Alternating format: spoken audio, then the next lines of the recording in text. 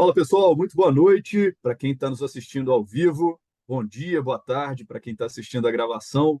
Meu nome é Pedro Ivo, eu sou professor e sócio da Dito CRM e esse é o nosso podcast, o Customer Experts. A ideia aqui é a gente debater os temas mais relevantes para o varejo, com o objetivo de trazer aqueles insights práticos que vão otimizar a sua rotina e te ajudar a colocar o consumidor no centro das estratégias.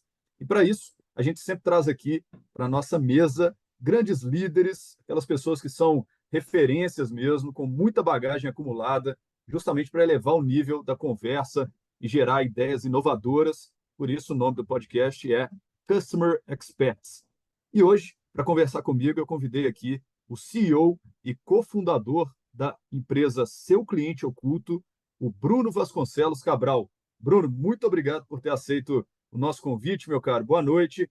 Fica à vontade para se apresentar para a nossa audiência. Boa noite, Pedro. Obrigado aí pelo convite, viu? Você já explicou super bem, né? Sou CEO e um dos fundadores da Seu Cliente Oculto. Então, nós somos uma empresa, né, que mede a experiência do cliente através da metodologia de cliente oculto. E, além disso, também, né, eu já trabalhei muito tempo com consultoria de gestão, então já passei por diversas empresas de diversos segmentos. Fui também diretor da Isla, que é uma marca de moda de luxo feminina, inclusive utiliza a Dito como CRM. Durante 9 anos eu fui diretor da Isla e também sou palestrante, sou professor do MBA de Inteligência Comercial da PUC Minas, dando matéria de gestão de pipeline de vendas e CRM, e também sou mentor pelo IBMEC de Startups. Muito legal, Bruno. Tenho certeza que o nosso debate aqui vai ser muito rico e vai trazer muitos insights aí para quem está nos assistindo ao vivo ou no formato gravado. Aliás, para quem está nos assistindo ao vivo aqui, fica o convite, pessoal. O chat está aberto aí para vocês. Fiquem à vontade para mandar um boa noite, para mandar suas perguntas aí também. Aos poucos eu vou coletando aqui. Esse é o benefício de assistir ao vivo, poder participar aqui com a gente desse debate. Bruno, vou começar, cara, por uma pergunta que pode parecer um pouco óbvia, mas como o óbvio precisa ser dito, desculpem o trocadilho, eu queria saber, cara, na sua opinião, né, qual que é a importância da gente ouvir e coletar feedbacks dos clientes, né, especialmente nesse contexto atual do varejo que a gente vive? Não, com certeza. Então, a gente acha, às vezes, né, que a gente sabe tudo sobre a nossa empresa, tudo que acontece, mas o cliente é aquela pessoa, né, que realmente paga todas as contas e ele que vai falar o que está acontecendo de certo ou de errado ali para a gente. Então, nada mais valioso do que ouvir a opinião do próprio cliente. Então, já teve vários casos, né, de várias empresas que a gente entrou, que o dono achava que estava tudo certinho acontecendo, mas na verdade o cliente falava que uma ponta ali de um processo, uma fila que estava mal formada, por exemplo, que causava todos os impactos na experiência.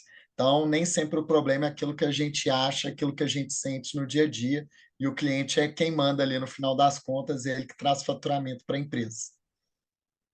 É verdade. Pode parecer óbvio, né, cara, mas eu também já me deparei com dezenas de casos em que, né, o dono, né, ou a diretoria não tinha uma visão tão clara do que estava acontecendo ali na ponta, né, e ali na ponta o bicho pega e às vezes tem feedbacks importantes ali que podem ser coletados, né, para que sejam tomadas, inclusive, decisões muito estratégicas, né, Bruno? A gente, né, pensa assim, poxa, o que está acontecendo ali na operação, talvez não interessa, porque é um detalhe, mas eu acho que pode motivar muita mudança de comportamento estratégico, direcionamento das empresas também, concorda? Sim, com certeza. Tem coisas desde o dia a dia, né? Então, já teve casos que a gente pegou e que o cliente não estava frequentando o local porque a temperatura estava muito alta. Então, uma coisa que, assim, né? Quem fica no escritório, às vezes, ali, não tem uma percepção de algo tão simples que está acontecendo no dia a dia. Mas a gente já teve casos também extremos, né? De que tinha uma falha na automação do CRM da empresa e que o lead que chegava, ele preenchia um formulário e ele não estava caindo para o SDR para poder fazer a venda. Então, essa empresa estava com vários leads que não estavam sendo contactados, eram quase 400 potenciais clientes ali que não estavam sendo chamados pela equipe comercial por uma pequena falha do processo. Então, não adiantava gastar milhões ali em anúncios na internet, que uma pequena falha do processo que estava causando a perda de vários leads. Então, tem coisas das mais simples até as mais complexas que acontecem, e tanto na forma presencial quanto também no online.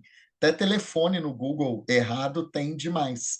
Então, a gente já vivenciou isso. Até uma vez a nossa empresa tinha um link que estava quebrado e por isso que não chegou lead naquele dia. Então, é importante, né, além das pesquisas também, cada um da própria empresa pegar e testar diariamente, principalmente quem trabalha com e-commerce ou ficha de lead no site, para ver se está tendo algum gargalo ali no processo. Perfeito. Tem um caso que eu gosto de contar, cara, que uma vez, né, um cliente nosso trouxe, muito interessante sobre isso, né, de como é que a ponta ali é importante, né? Parece com esses casos que você está trazendo. Uma cliente, é uma marca de luxo, varejo de moda, luxo, né, com várias lojas, né, algumas centenas de lojas, né, no Brasil inteiro, e eles receberam um feedback de uma pesquisa de satisfação, né, já já a gente vai entrar nas metodologias aí de NPS, CSAT, entre outras, receberam, né, um feedback dessa cliente que respondeu falando assim: minha experiência foi muito ruim, porque o estacionamento do shopping estava imundo. O meu carro ficou todo sujo e o meu vestido também ficou todo sujo. E aí a marca recebeu aquilo, a princípio falou: poxa, mas o que eu tenho a ver com isso, né? Poxa, o estacionamento do shopping, a experiência da cliente é aqui dentro da loja. Mas eu falei: poxa, a experiência é muito mais do que Sim, simplesmente aquele momento que a cliente entrou na sua loja, né? Ela começa muito antes e termina muito depois. Então, se o estacionamento do shopping está sujo, isso é problema seu também, né? E com aí certeza. foi legal que, Bruno, essa resposta, né, como era uma prova ali, né, eles levaram isso até a administração do shopping, obviamente, para pedir melhorias e para pedir um desconto no aluguel também, né, porque, afinal de contas, qualquer motivo é motivo. E o mais interessante é que eles depois descobriram que essa cliente não era uma cliente qualquer, era uma cliente que estava categorizada num grupo, né, Uhum, outro tema aqui para outro dia, né, do RFM, chamado Champions. Ou seja, sim, ela era uma cliente com a maior frequência de compra, maior valor monetário e a menor recência. Ou seja, era uma cliente especial, já tinha gastado mais de R$ 100.000 nos últimos 12 meses. O que que eles fizeram? O gerente pegou o telefone, ligou para ela, falou assim: senhora, mil desculpas pela sua experiência, a gente já levou até a administração do shopping. Eu queria que você tivesse uma experiência melhor aqui conosco. Eu vou mandar um Uber Black aí para te buscar, para você tomar um café aqui com a gente. E assim foi, legal. mandou, buscou, levou de volta. E essa cliente ficou muito agradecida com essa atenção. Às vezes é simples tratar também, né, Bruno? Sim, Um caso como esse. com E aí, o certeza. A que gente você tem um acha caso dessa até, experiência, cara?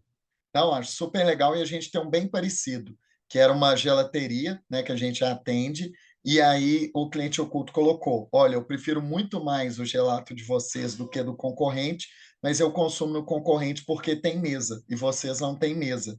Aí Olha eles só. anexaram, levaram para o shopping, e aí o shopping construiu depois, com vários feedbacks, vários relatos, as mesas para eles, e isso fez aumentar consideravelmente o faturamento da rede. Então, é muito importante isso, né? E por isso que, normalmente, quando a gente faz a pesquisa de cliente oculto, muita gente até pergunta: vocês fazem um presencial ou um online? E normalmente a gente coloca os dois. Então, o início da jornada do cliente é entrar na internet, entrar no Google, ver como é que estão as avaliações da empresa, depois ele entrar no site, entrar numa rede social, ver se as informações estão corretas, endereço correto, dependendo até mandar uma mensagem no WhatsApp para avaliar o tempo de retorno, ver se está tendo uma resposta ali em até 2 horas, que é um limite que o consumidor espera. Depois disso, ele já está perdendo o cliente para concorrência. Depois ele ir presencial até a loja, depois entra até um pouquinho da Dito também, que a experiência ela pode terminar 2 dias, por exemplo, após a compra, para ver se a empresa pegou e fez esse pós-venda, né? Então, muita empresa tem um procedimento, um dia ou 2 dias depois, eu vou entrar em contato para ver se o cliente gostou do produto, né? Não para tentar uma nova venda, mas para mostrar que se importou, para fazer uma pergunta ali e começar um relacionamento mais a longo prazo. Então, até isso a gente consegue pegar também nas avaliações de cliente oculto. Muito legal. Cara, aproveitando esse gancho, né? Você falou da visita à loja física. Conta pra gente como é que funciona isso, né? Porque eu acho que todo mundo aqui imagina mais ou menos como é que é a simulação ali, mas conta pra gente, é uma pessoa do time de vocês ou é uma pessoa, né, que incorpora um personagem? Como é que funciona esse trabalho mesmo em loja física? Sempre tive Não, curiosidade. beleza. Hoje, né, nós temos uma base com mais de 360 mil pessoas cadastradas em todo o Brasil na nossa plataforma e também alguns países da América Latina. Então, a empresa que nos contrata, ela vai falar quem que é o perfil para ser um avaliador dela. Então, se é uma empresa, né, de que baixa renda, né, então a gente faz projetos de construtora, que é Minha Casa e Minha Vida, por exemplo. Aí essa pessoa, ela tem que ter baixa renda, ela tem que ter determinada idade. A gente pega da nossa base quem são as pessoas que têm esse perfil. Agora, tem outros que é para avaliar um imóvel de 5 milhões, para avaliar uma concessionária de alto padrão ou uma loja de alto luxo. Aí, nesse caso, a gente pega pessoas que têm esse perfil. E tem todas as informações: tem avaliação que é para aposentado e pensionista, tem avaliação para quem é casado e tem filhos. Então, a gente pega na nossa base quem tem esse perfil, treinamos essa pessoa, ela passa por uma pequena prova, fazendo essa prova e tirando 100%, ela está apta para fazer avaliação. Aí ela vai presencialmente, faz a avaliação como consumidor normal, a loja não sabe quem é o avaliador e depois ela preenche todo o feedback na nossa plataforma. A nossa equipe valida esse feedback, vê se ela cumpriu, né, com todo o treinamento, com tudo que era obrigatório, se ela anexou as fotos que eram obrigatórias também. Estando tudo de acordo, a gente aprova esse feedback e o cliente acessa a nossa plataforma para ver todos os resultados em tempo real. Que bacana, muito legal mesmo. Acho que é uma ciência muito complexa e interessante em cima desse trabalho, né? Acho que é muito legal. Com Cara, certeza. a gente falou agora há pouco sobre pesquisas, né? CSAT, NPS. Na sua opinião, na sua leitura, elas continuam funcionando bem para a gente ouvir os clientes? Qual que é a melhor forma de aplicar cada uma dessas pesquisas na sua visão, Bruno? Não, beleza. Acho que continua assim, né? O NPS, inclusive, ele ficou muito famoso por ser um indicador muito simples, né? Então, é uma única pergunta que você faz, a pessoa responde, então não leva tanto tempo, né? 10 segundos ali é respondido uma pesquisa de NPS. E o CSAT da mesma forma, né? Ele veio derivado do NPS, também é uma pergunta super simples de ser preenchida. Apesar de ser simples, né? Por um lado é positivo porque mais pessoas preenchem, por outro ele não dá tanta informação. Então você pode saber, né, que você tem clientes leais ali ou que são detratores da marca, mas muitas das vezes não sabe o real motivo daquilo. E eu sou contra, né, empresas que dão pesquisa de NPS mais de uma vez por mês ou todo mês também. Então fica um prazo muito curto para a pessoa avaliar. Então tem até um exemplo, né? Eu sou consumidor de um supermercado que eu recebo a cada 15 dias uma pesquisa de NPS e eu ganho R$ 15 para responder essa pesquisa. Eu respondo de qualquer jeito, só ali para ganhar os R$ 15 e vou, e eles nem sabem, ninguém nunca me ligou, acho que disso de nenhuma empresa do Brasil até hoje, para tratar o meu NPS quando eu fui detrator. Então, assim, eu respondo ali nota 2, eu vou falar mal da marca, né? Quando a gente fala mal da marca, quando a gente tem uma experiência ruim, a gente fala normalmente para pelo menos 11 pessoas, mas eu respondo como detrator e ninguém liga para mim. Então, eu acho que isso não adianta. Melhor você fazer, sei lá, se for a cada semestre ou uma vez por ano, bem feito, tratando as reclamações de cada detrator, do que falar que faz um NPS mensal e não utilizar nada desses dados. Então, eu acho que o NPS é muito bom, o CSAT também, mas ele tem que ser feito da maneira correta e, principalmente, né, gerando um plano de ação para resolver a causa raiz dos problemas da empresa. Perfeito. Melhor que é, né, fazer o NPS é fazer e não responder, né, cara? Então, acho que tem um problema sério nisso aí mesmo. Se a gente está ouvindo o cliente, ele está, né, se dispondo a responder uma pesquisa, a gente não pode ignorar de forma alguma. E eu acho que, até aproveitando o gancho aqui, né, para esclarecer algumas coisas, eu acho que ainda existe pouco conhecimento, por incrível que pareça, sobre customer experience aqui no Brasil, né? E as pesquisas muitas vezes são usadas nos momentos errados, como você bem colocou. Primeira coisa, né, o NPS, o Net Promoter Score, ele é uma metodologia de pesquisa que foi criada por um professor americano. Ele escreveu, né, inclusive, um livro chamado A Pergunta Definitiva, que já está no 3.0 já. E a recomendação, uma das recomendações que ele dá lá para não gerar viés, é você não premiar uma resposta, né? Você não Sim, dá nenhum incentivo para que as pessoas respondam, porque senão você enviesa, como, né, você está falando, o supermercado dá lá R$ 15 de bônus para você responder. E aí, né, a partir daí, a sua resposta já está enviesada. E o segundo ponto que você também colocou, né?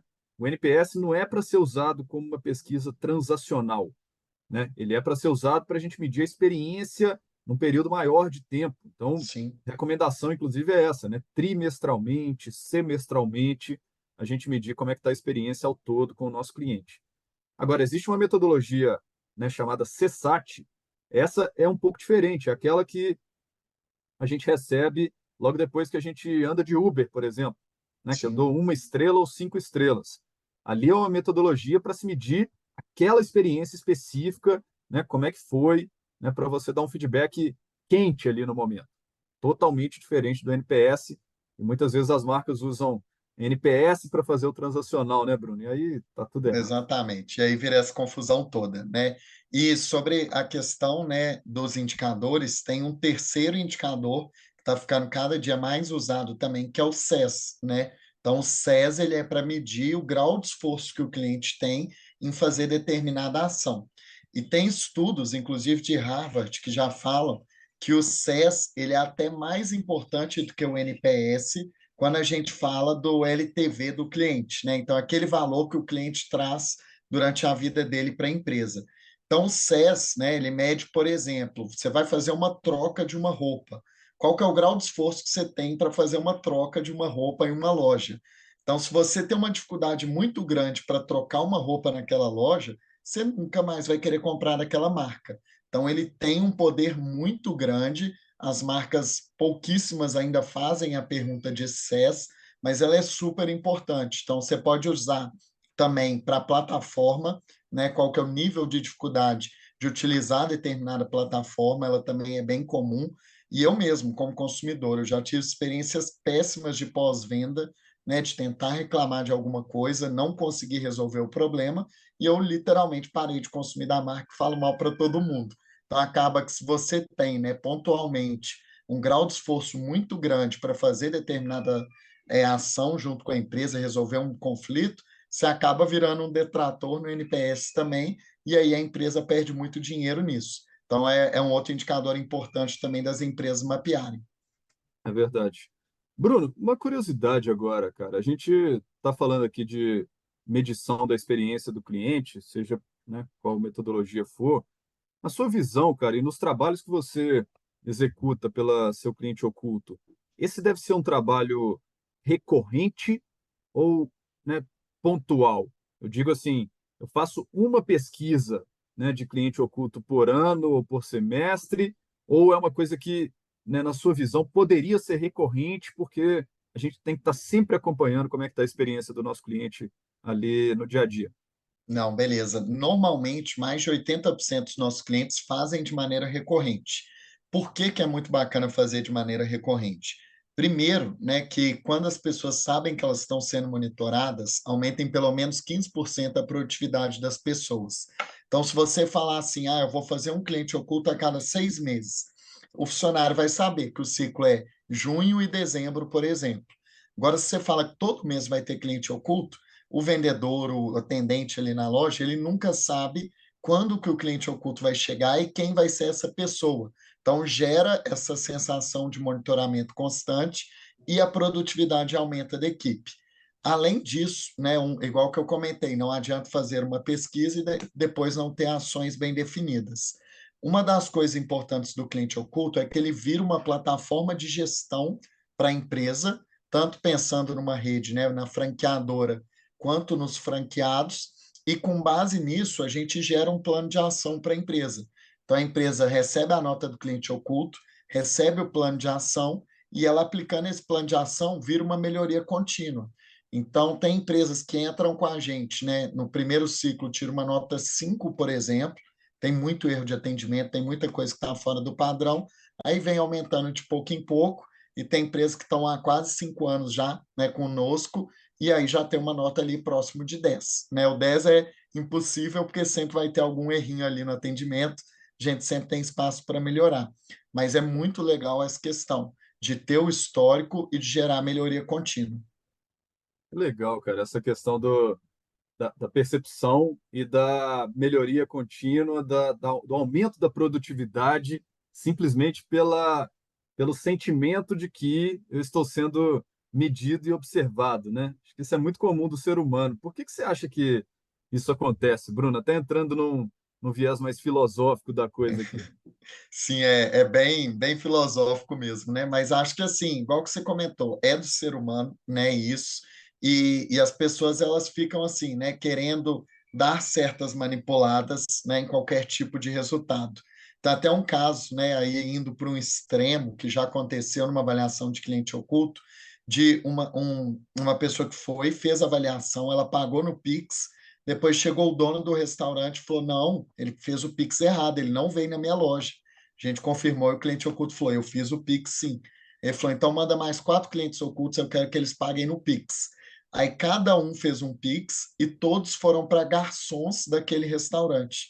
Então tinha um complô em todos os garçons do restaurante que, em vez deles passarem o Pix CNPJ, eles estavam passando o Pix pessoa física deles. Então, assim, né, tem de todos os lados, né, que tem ser humano, né, que realmente só funciona na pressão, tem outros que querem realmente enganar, né? Infelizmente, a gente tem pessoas com esse comportamento. E aí, o bacana é porque muita empresa nos procura assim: ah, eu estou tendo um problema, eu acho que tem um franqueado sonegando imposto. Faz uma avaliação para mim. Agora, se você fala que vai ter cliente oculto sempre, já elimina isso, porque a pessoa sabe que se ela fugir da linha ali, ela já vai ser pega no cliente oculto. Então, se acaba prevenindo, em vez de agir de forma reativa, esperar acontecer o problema, para depois você tomar determinada atitude. Perfeito. Você acabou de falar, cara, de um gatilho para se buscar uma pesquisa de cliente oculto, né? Um- uma franqueadora desconfiada de que tinha um franqueado sonegando imposto. Que tipo de demanda, de que tipo de problema, vamos falar a palavra certa, as pessoas têm para procurar um serviço como o cliente oculto, cara? Geralmente elas chegam para vocês com que tipo de desafio, assim? O que que motiva elas a correr para essa solução? Não, beleza.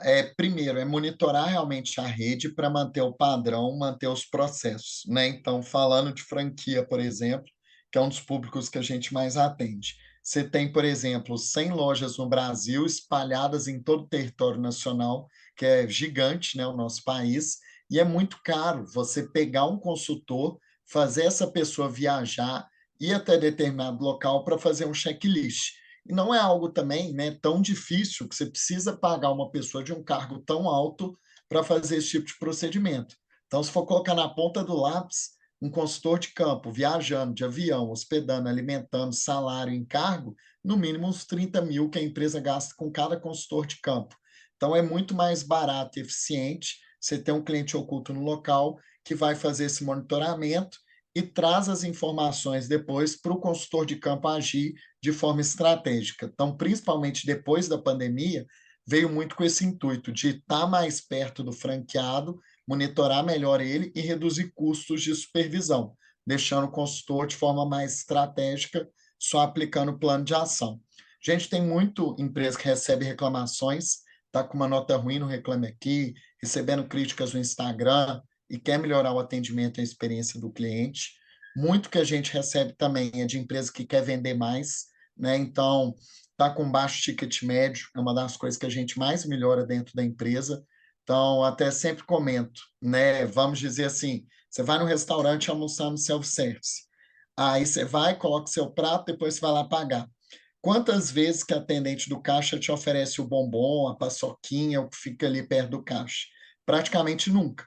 E se te oferecer, você vai comer. Depois do almoço, todo mundo quer um doce, todo mundo quer uma coisa ali, né, no final do dia. Então, a gente colocar uma pergunta: foi oferecido um bombom no final do atendimento?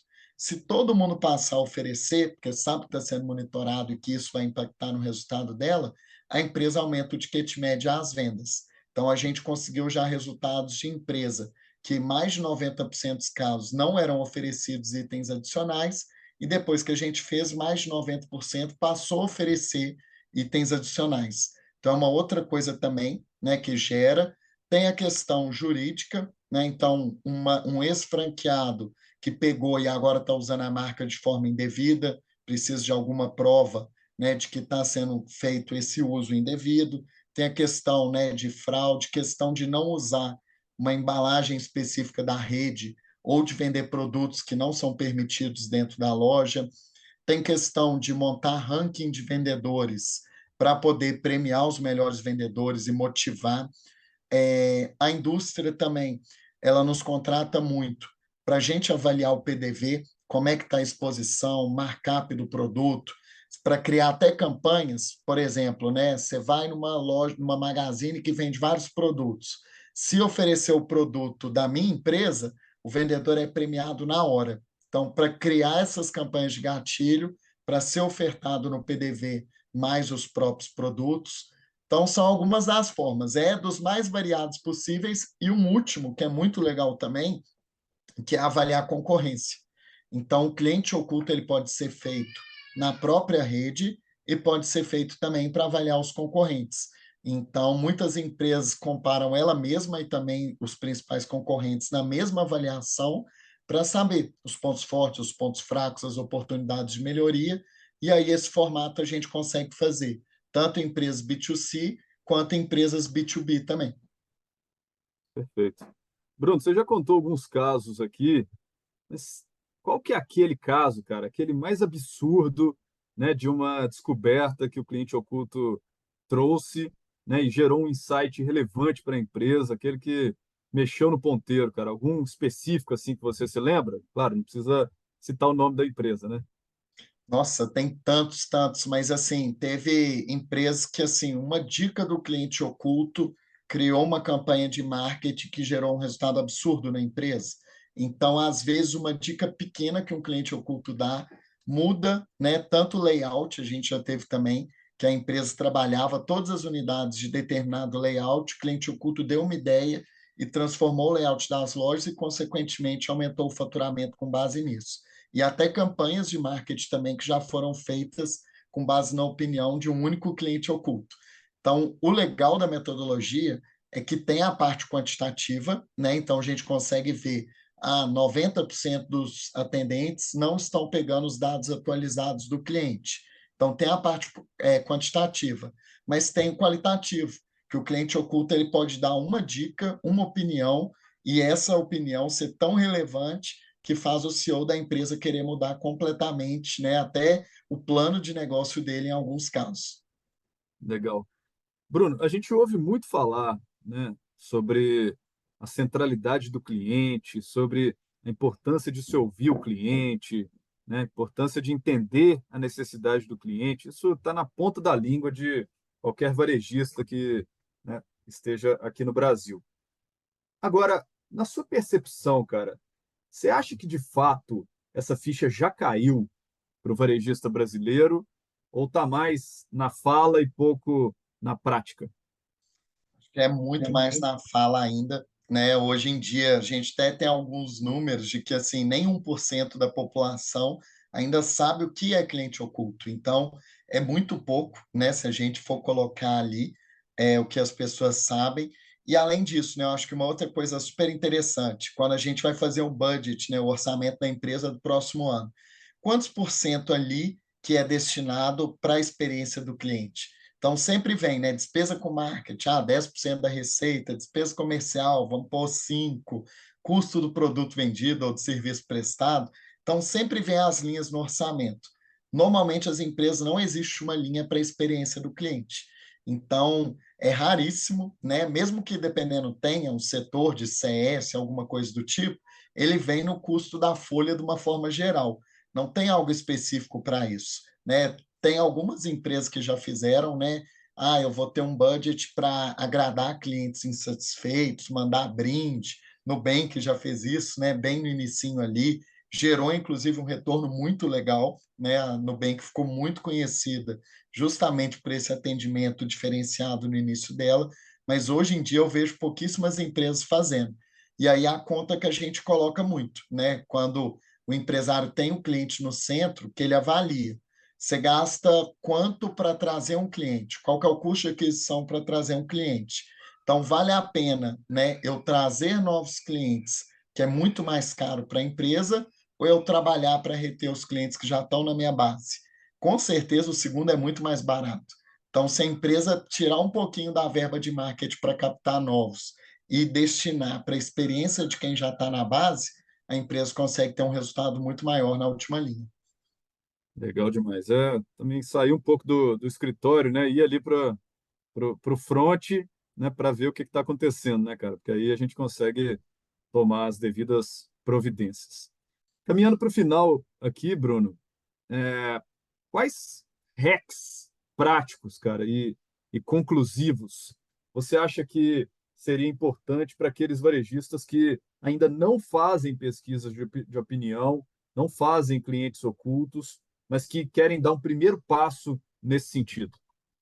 Então, muita empresa que busca a gente, né, a primeira vez ele até fala assim: "Ah, eu já fiz cliente oculto de forma amadora. Eu pedi um amigo meu para vir aqui na minha loja e falar o que está de errado". Mas assim, o amigo normalmente ele não fala, né? O amigo ele vai falar, não, tá tudo ótimo, não é uma pessoa treinada, ele não tem um questionário específico. Muitas das vezes o vendedor até conhece o amigo, né? Então fica algo totalmente, né, parcial ali e não é isento, né, a opinião dessa pessoa. E acaba dando até muito mais trabalho, né? Você pegar coisas de um amigo, de um consultor, implorar para a pessoa fazer e depois ainda ter que analisar todos aqueles dados, aqueles resultados. Então, eu acho que o fazer de forma amadora, dependendo, dá mais trabalho e é mais caro e menos eficiente até do que realmente fazer um trabalho estruturado de cliente oculto. Então, hoje em dia, a gente tem um plano, por exemplo, né, que é para micro e pequenas empresas, que a empresa consegue entrar no nosso site, comprar uma avaliação de cliente oculto, dependendo do segmento dela, por R$ 200.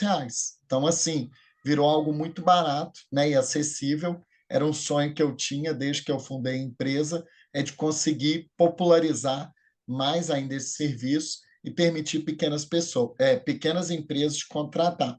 Mas eu acho que a dica que eu dou, né, é que se não tiver condição de fazer um cliente oculto, mesmo sendo algo barato, principalmente considerando quantos por cento do faturamento da empresa começa com NPS, dependendo, né, que é mais simples ali, você já consegue lançar uma primeira pergunta, mas igual que a gente combinou, já tem que fazer o NPS, tem que atuar em cima dos resultados. Senão, né, não faz sentido nenhum ter o NPS. E tem até empresa antiga, né, que as mais tradicionais, que usam até hoje formulário de balcão, ainda é alguma coisa, né? Você está utilizando ali, não é do meio ambiente, né? Você está gerando um papel, está gerando um resíduo ali, mas se é o mínimo que você consegue fazer, começa. O importante é ouvir o cliente, né? Nem que você esteja lá no seu estabelecimento, dependendo, você pergunte também para algumas pessoas que passam ali.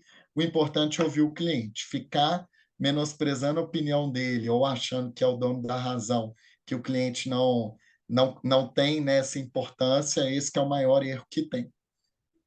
Muito bom.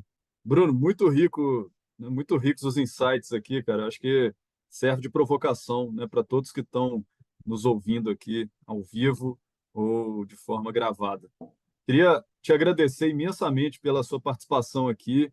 Esteve comigo o Bruno Vasconcelos Cabral, que é CEO e cofundador da empresa Seu Cliente Oculto. Bruno, muito obrigado, meu caro.